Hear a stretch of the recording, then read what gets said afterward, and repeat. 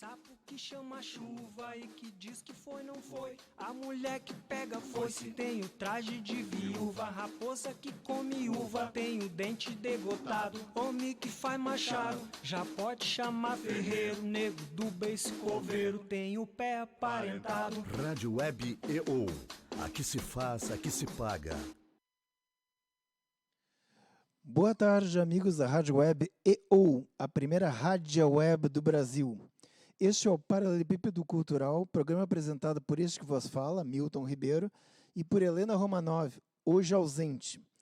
O programa vai num oferecimento da Livraria Bamboletras, livraria de todos os gêneros, localizada no Shopping Nova Olaria, 776, loja 3.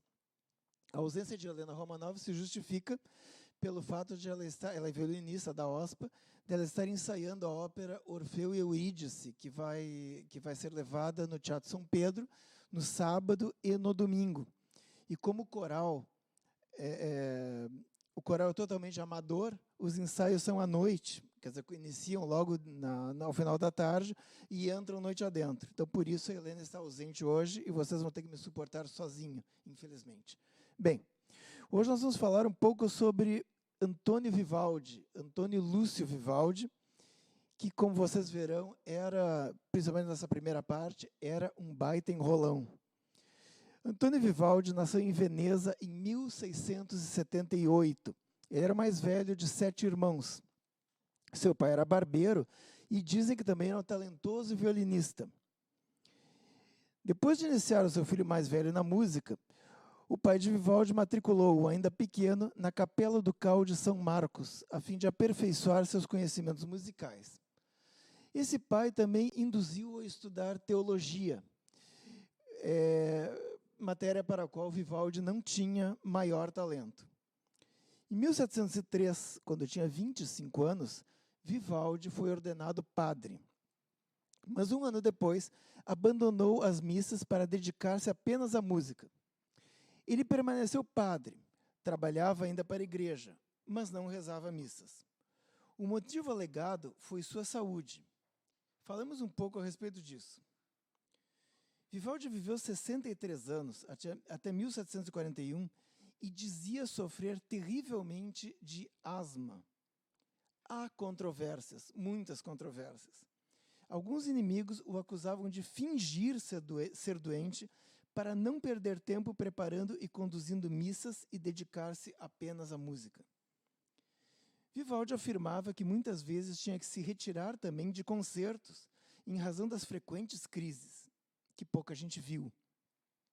Mas, como eu disse, como poucos viam tais fatos acontecerem, ele acabou sendo denunciado pelo compositor Benedetto Marcello, seu inimigo, que chegou ao ponto de escrever um panfleto contra Vivaldi, alegando ele ser um fingido, que não apenas não era doente, como ainda tinha amantes, o que era realmente um fato público.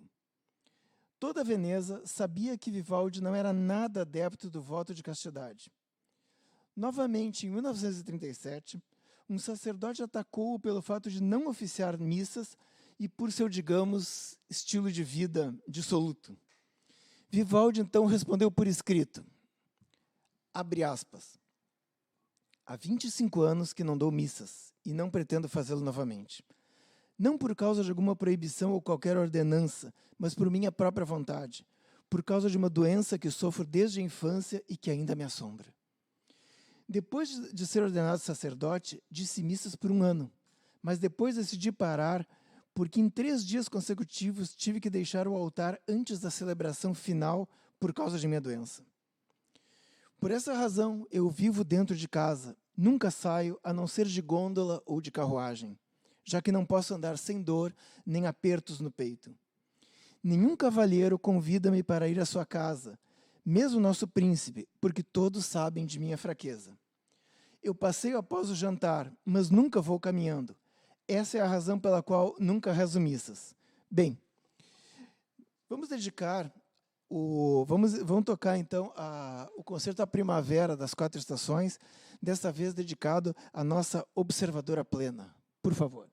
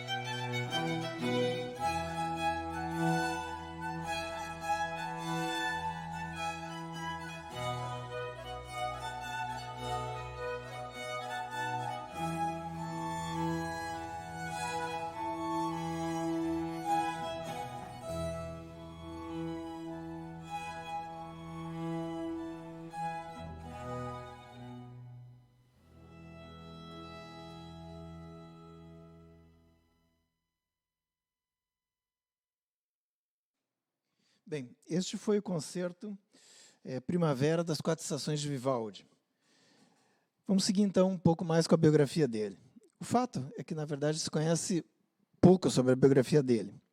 Sabemos que ele era um grande virtuoso do violino, que era um notável professor de música e, diziam seus contemporâneos, que ele não costumava abandonar um solo para tossir em razão da asma dele. Além disso, como dissemos, il prete rosso, o padre vermelho, como era conhecido por ser ruivo, tinha saúde suficiente para vários casos amorosos, um dos quais com uma de suas alunas mais famosas, o contralto Anna Girò, ou Anna Girò em italiano. O caso era escandaloso e público. Ana foi inspiradora de muitas de suas óperas e, dizem alguns biógrafos, motivo de grandes tormentos. Sabia-se que Vivaldi fazia absolutamente tudo por ela, tudo que ela pedia, chegando a adaptar várias áreas de óperas escolhidas por ela para sua voz.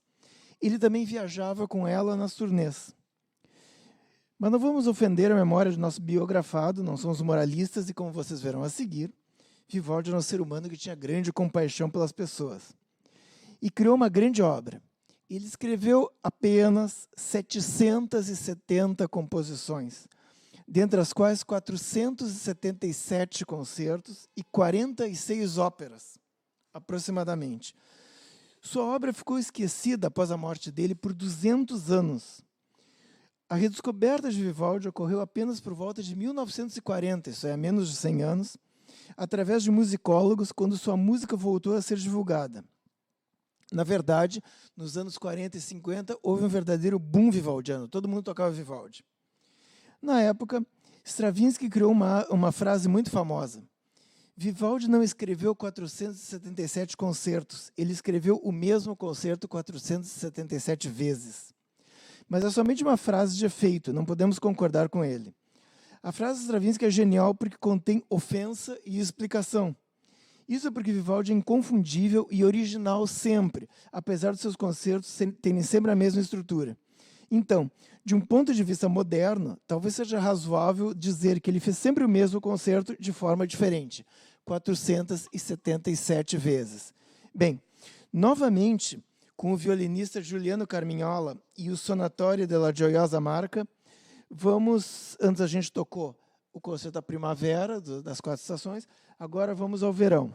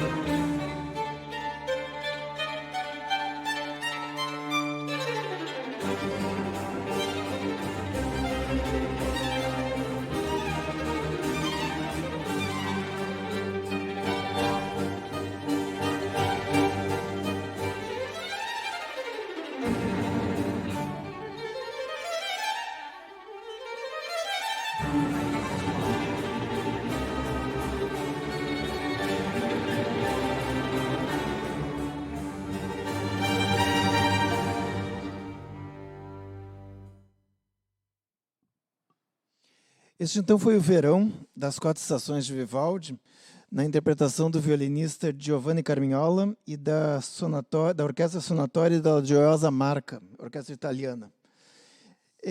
Naquele movimento lento do Verão, que vocês estavam ouvindo ali, aquela música vai bem tranquila, assim, tocando, e daí, de repente, entra os violinos e entram assim como uma pauleira mesmo, e começa a jogar um negócio assim. Bom, todo mundo acha, as pessoas costumam achar, não, aquilo ali é um dia calmo e tal, e aí vem uma tempestade de verão. Não. Na poesia que Vivaldi escreveu e que acompanhava esses concertos, na verdade, aquilo ali eram os mosquitos do verão que atacavam as pessoas e as pessoas começavam a se coçar. Então, na verdade, aquele era a pessoa se coçando e não a tempestade vindo, né?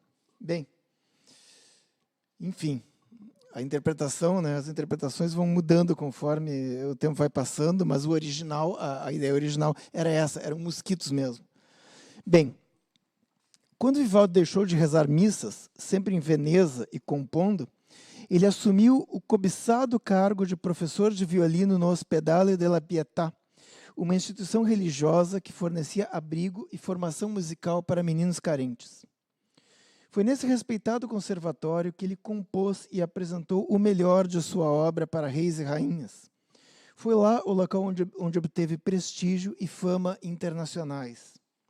No orfanato, desempenhou diversas atividades. Chegou lá em 1704 como professor. Em 1713, tornou-se responsável por todo o ensino musical da instituição. E em 1916, tornou-se regente da orquestra. Apenas se desligou do Ospedale em 1740, já no fim da vida, 36 anos depois de entrar e 1 ano antes de falecer. Mesmo quando em viagem, ele enviava pelo menos 2 novos concertos mensais para serem interpretados pelas meninas. Trabalhava muito além da encomenda. Mas quem eram essas meninas?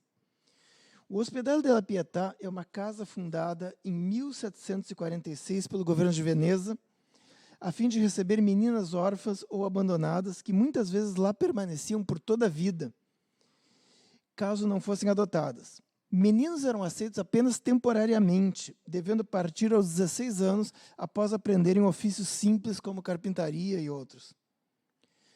O Ospedale tinha a chamada roda dos expostos ou roda dos enjeitados. Tais mecanismos eram mecanismos que ficavam na fachada das instituições religiosas, embutidas na parede, dando para a rua. Consistia num cilindro com uma abertura para fora. Para que isso? Para que as pessoas pudessem chegar e colocar os recém-nascidos ali e giravam aquele cilindro, deixando as crianças lá dentro. E sem serem vistas por quem estava dentro do Ospedale, né? Então, como eu disse, o mecanismo era uma caixa cilíndrica que girava sobre um eixo vertical com uma portinhola ou apenas uma abertura. Quem desejava abandonar um recém-nascido, colocava ali seu filho e girava o cilindro, dando meia volta. Dessa forma, quem abandonava a criança não era visto por quem a recebia. As rodas também serviam para que pessoas piedosas oferecessem anonimamente alimentos e medicamentos a tais instituições.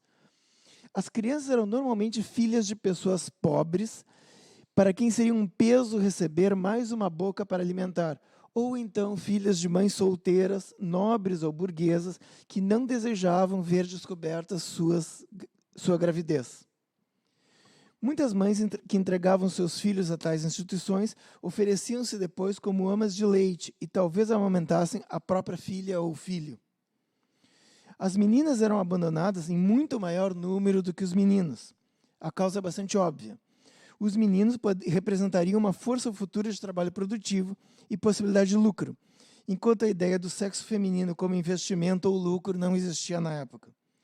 Tais instituições eram planejadas como moradias temporárias, mas frequentemente tornavam-se locais definitivos. No orfanato, havia, afinal, a garantia de alimentação, educação e cama. Bom, agora vamos para o terceiro concerto das 4 estações, o outono, com o mesmo time que tocou para nós a primavera e o verão.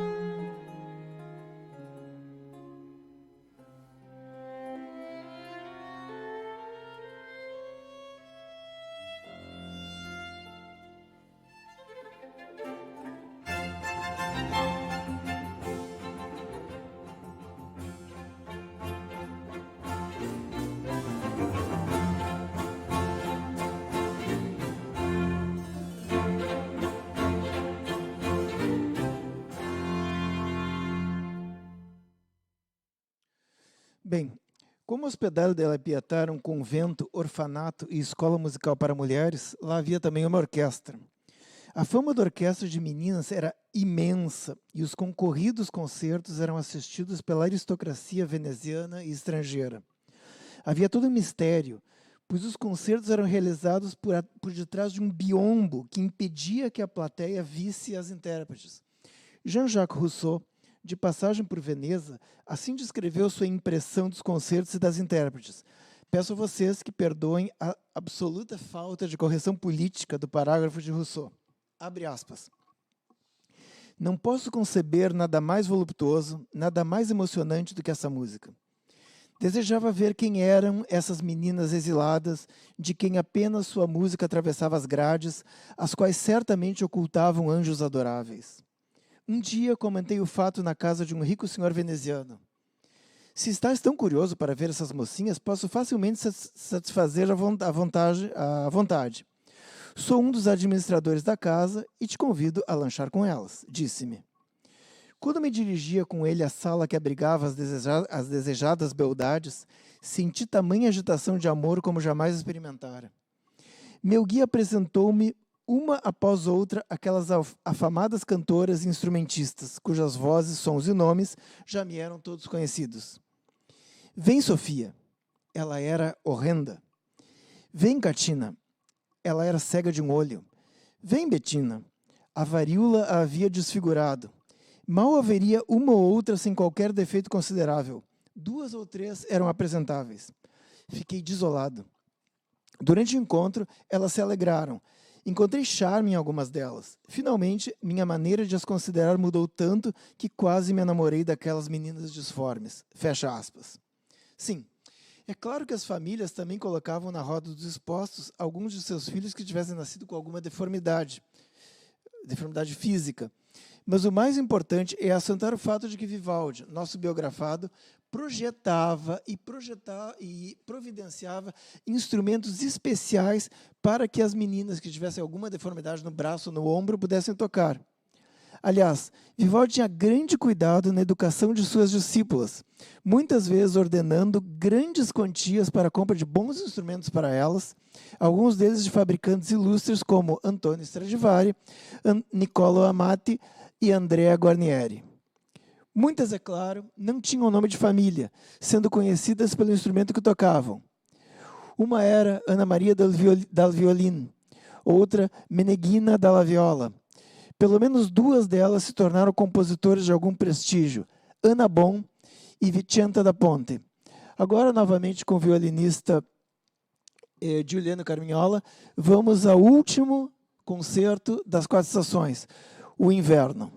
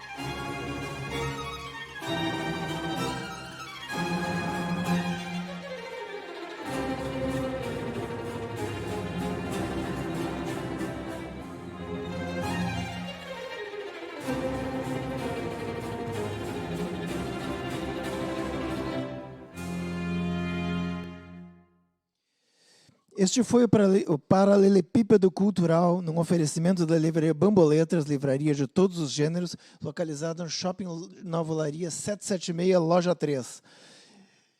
E fiquem conosco na Rádio Web EO, a primeira rádio web, ouviram bem? Rádio Web do Brasil. EO, EO. EO, EO. EO, EO. EO, EO. Sapo que chama chuva e que diz que foi, não foi. A mulher que pega foice tem o traje de viúva. Raposa que come uva tem o dente degotado. Homem que faz machado já pode chamar ferreiro. Nego do beiço coveiro tem o pé aparentado. Rádio Web EO. Aqui se faz, aqui se paga.